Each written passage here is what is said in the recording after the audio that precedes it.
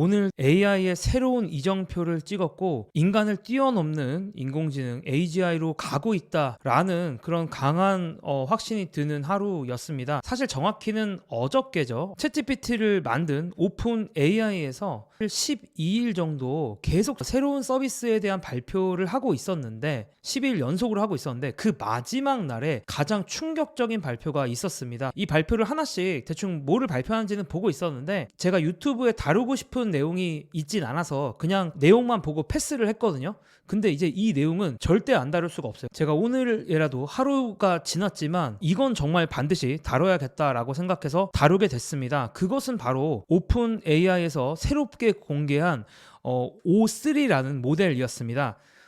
자, 이 O3라는 모델은 사실 이제 O1이라고 해서 제가 예전에 영상에서도 설명을 드렸던 것 같은데 지금까지 AI 모델들과는 좀 많이 다른 형태로 질문을 들었을 때 좀 더 심사숙고를 하고 난 다음에 답을 하는 그런 모델이다라고 생각을 하시면 돼요. 추론을 아주 많이 하는 모델이 O1이라는 모델이 나왔었고 이제 그거 자체도 상당히 시장의 반향을 일으켰는데 이제 그 O1이라는 모델의 업그레이드 버전인 O3가 나온 거예요. 다만 이 O2가 원래는 나오는 게 맞는데 이게 상표권 이슈 때문에 O3라고 명명한 거긴 합니다. O3가 더욱더 충격적인 거는 단순한 문제들에 대한 벤치마크. 사실 뭐 새로운 인공지능 모델들이 발표될 때마다 이 벤치마크에서 우리가 이 정도 했어 뭐 이렇게 자랑을 했지만 사실 이런 것들이 인공지능이 풀기 쉬운 종류, 그러니까 물론 인간이 풀기는 어려워도 인공지능이 좀 더 풀기 쉬운 종류의 그런 벤치마크, 여기서 그냥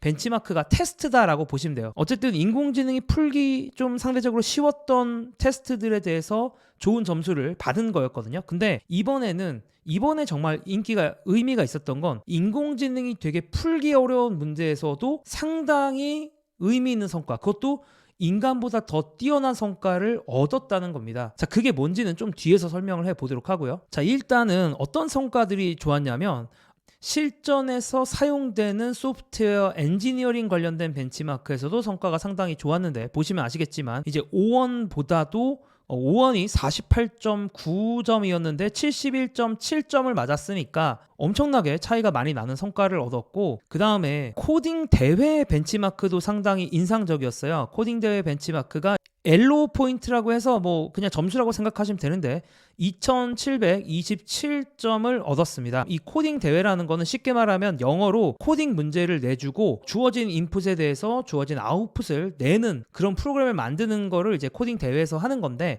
저도 예전에 이런 비슷한 대회를 했었습니다. 그렇기 때문에 저도 되게 친숙한데 어쨌든 여기서 2727점을 얻었어요. 이 코딩 대회, 여기서 이제 코드포스라는 게 있는데 여기서의 이 순위를 보니까 1위는 탈인간인 투어리스트라는 이 미친 탈인간이신 분이 계시긴 하고 그분은 3985점을 받긴 했는데 이제 미친 사람이고 이 사람은 어쨌든 2727점이면 대충 몇 위냐면 세계 175위고요. 한국인 중에서도 8위의 성적입니다. 이게 이제 현역이랑 은퇴한 사람들 다 합쳐서 순위를 매긴 거거든요. 그러니까 이 정도면 웬만한 대회 나가면 무조건 수상할 정도의 실력이다라는 거고요. 자, 미국판 수학 경시 대회인 AIME라는 대회 성적으로는 96.7, 또 어마어마한 거의 100점에 가까운 점수를 얻었고 보면은 다 이제 O1보다 훨씬 더 높은 점수입니다. 이거는 박사급 수준의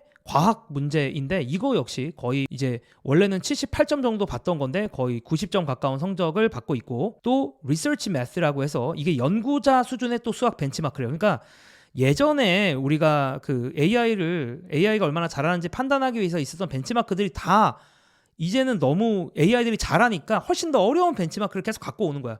그 중에 하나가 이런 에포크 AI Frontier Math라는 벤치마크인데 현존하는 가장 어려운 수학 시험이고 프로 수학자들도 못 푸는 사람이 되게 많거니와 몇 시간 혹은 며칠이 필요한 시험인데 이거조차 지금까지 나왔던 건 거의 2점을 맞았는데 이번에 O3는 25점을 받았습니다. 정말 의미 있는 성적을 거뒀다라고 볼 수가 있고요. 이것들도 충격적이지만 제가 가장 충격적이었던 건 바로 ARC AGI라는 벤치마크가 있고 여기서 성적을 잘 거둔 건데 이 아크 AGI 벤치마크라는 자체가, 이 시험 자체가, 이 테스트 자체가 왜 만들어진 거냐면, 인공지능이 AGI라는, 그러니까 범용 인공지능이라고 해서 인간 수준에 준하는 그런 인공지능 능력을 갖추는지 확인하는 게 목적으로 만들어진 벤치마크예요. 그러니까 이 벤치마크, 이 시험 자체가 인간은 풀기 쉬운데 인공지능이 최대한 풀기 어려운 건 어떤 게 있을까, 이걸 엄청 고민해서 만든 벤치마크다라는 겁니다. 그래서 이거 자체가, 이 벤치마크가 2019년에 처음 만들어졌고, 지금까지 어떤 인공지능 모델도 의미 있는 점수를 받지 못했습니다. 이게 어떤 건지 좀 간단히 설명을 드리면 이런 문제를 푸는 거예요. 그러니까 인풋에 대해서 어떤 아웃풋이 나와야 되는지가 있고, 또 테스트 인풋을 주면 이 테스트 아웃풋을 너는 어떻게 할 거냐라고 이렇게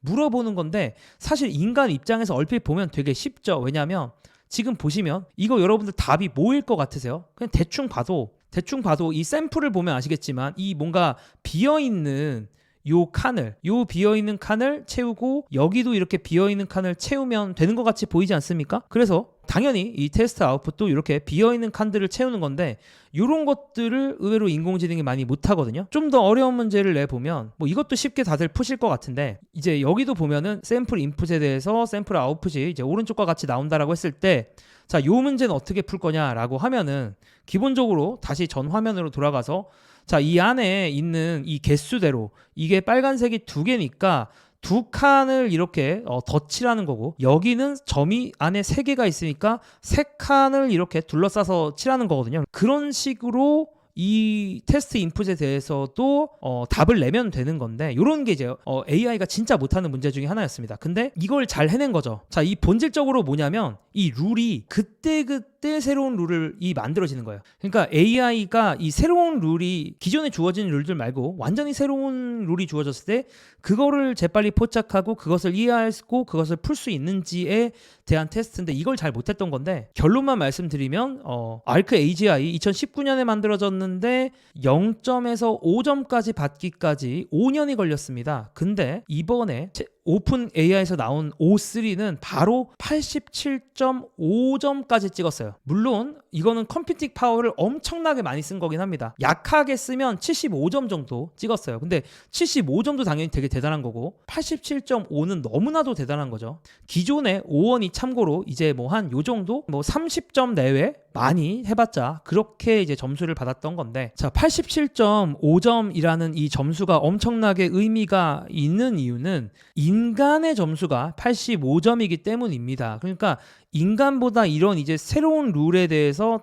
훨씬 더 정확히 디텍팅을 한다라는 거죠. 이해를 한다라는 거죠. 자, 그래서 저도 이제 이 발표를 보면서 너무 충격을 받았고, 스케일링의 법칙이라고 하죠. 이제 많은 이 인공지능 주식 투자자분들이 걱정하는 바로 그 법칙. 그러니까 뭐냐면, 반도체를 더 비싸고 더 큰 거를 때려 박으면 성능이 향상되느냐라는 부분에 대해서는 완전히 그 의문을 해소해줬다라고 저는 얘기를 할 수 있을 것 같습니다.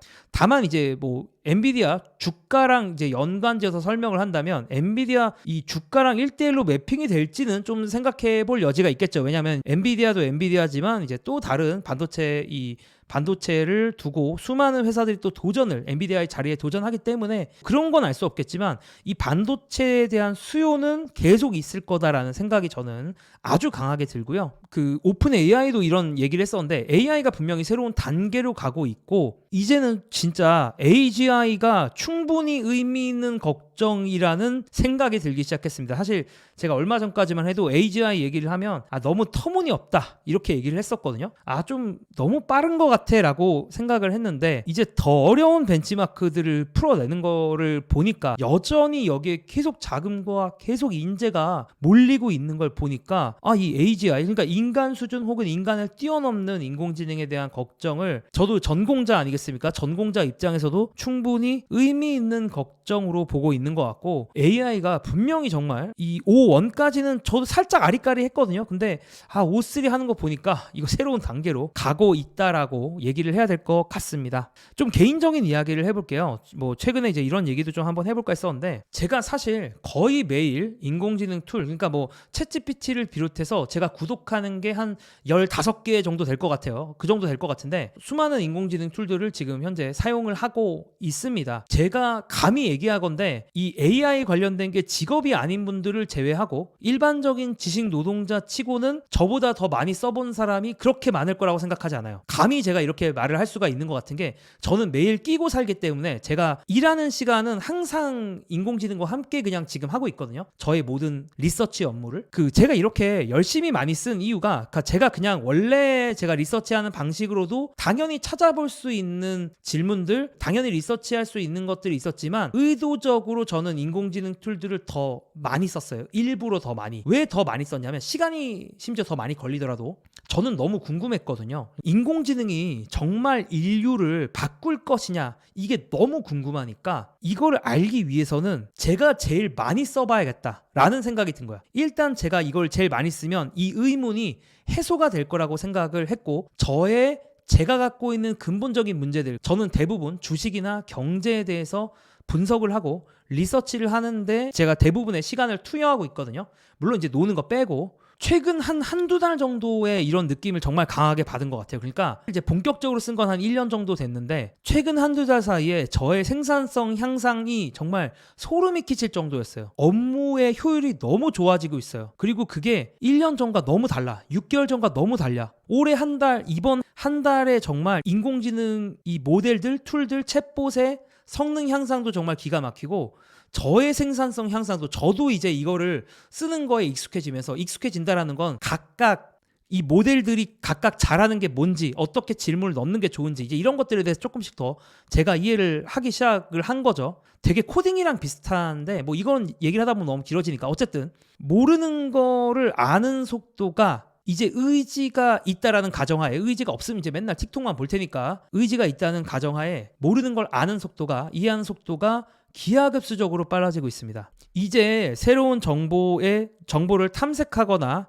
새로운 정보를 해석하거나 아니면 어떤 긴 글을 읽는 것들 혹은 새로운 정보에 대한 판단 이런 것들을 저는 지금 인공지능 서비스들에게 아웃소싱을 주고 있는 것 같아요. 마치 물론 저의 적극적인 의지가 필요합니다. 의지가 없으면 안 돼. 그러니까 이제 인공지능들한테 다 던지는 거야. 이제 이런 저의 판단이나 이런 것들이 저한테는 너무나도 진짜 의미가 있었어요. 그래서 1년 전에 제가 이런 주식과 관련된 거, 경제와 관련된 거를 리서치하는 방식과 오늘날 제가 리서치하는 방식이 완전히 달라졌거든요. 제가 드리고 싶은 말씀이 뭐냐면 이렇게 제가 해보고 또 오늘 이 O3가 나오는 걸 보니까 진부한 얘기긴 한데 너무 진부하죠. 인공지능이 이제 모든 걸 바꾼다는 확신은 저는 그 어느 때보다 강해진 것 같아요. 이건 제가 진짜 많이 써봤기 때문에 많이 드리는 말씀입니다. 그러면서 제가 주변에서 주식 투자하는 분들과도 많이 얘기를 좀 나눠봤는데 생각보다